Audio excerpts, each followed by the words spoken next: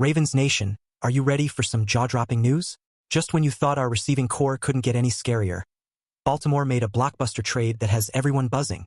We're talking about a confirmed acquisition of a dynamic wide receiver who is ready to take our passing game to the next level. How will this impact our chances against the best in the league? You won't want to miss this breakdown, so be sure to hit that subscribe button and give us a thumbs up to stay in the loop. Alright, Ravens Nation, let's dive right into it. Just when we thought the Baltimore Ravens couldn't get any scarier on offense, they made a move that has us all buzzing. The Ravens have acquired wide receiver Deontay Johnson from the Carolina Panthers, and let me tell you, this is a game changer. With just a week to go before the NFL trade deadline, Baltimore swoops in and gets themselves a legitimate threat at wide receiver. I mean, let's face it, we've been waiting for this. After watching Zay Flowers burst onto the scene and Rashad Bateman show signs of brilliance this season, the Ravens have now added a proven playmaker to the mix. 3 talented wideouts, all capable of making big plays. This offense just got ridiculously dangerous. Now, let's talk about the compensation. The Ravens pulled off this trade for just a day 3 pick. That's right, folks. A single late-round pick for a player of Johnson's caliber? This is what we call a heist. Johnson was the best receiver left on the trade market after the likes of Devontae Adams and DeAndre Hopkins made headlines with their moves. It's almost shocking that other teams didn't jump in to snatch him up. Maybe they underestimated the value he brings, or perhaps they just didn't see the opportunity like our front office did. We all know that the Ravens have been on the hunt for another wide receiver for quite some time. The timing couldn't be more perfect. Johnson, who's currently in the final year of his contract, was quickly deemed expendable by the Panthers, who have been struggling with their quarterback situation.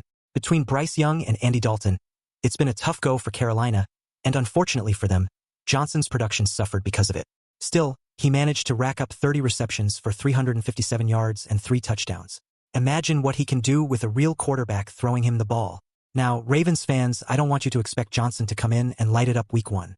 We're not looking at a situation where he's going to suddenly be the top target. But what he does bring is a reliable option. He's a possession receiver with hands you can trust. Remember his Pro Bowl season in 2021 with the Steelers? He racked up 527 yards after the catch.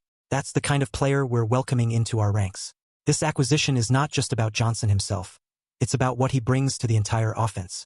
With Johnson sharing the field with Flowers and Bateman, defenses are going to have a nightmare trying to cover us. We're looking at an offense that can stretch the field and create mismatches.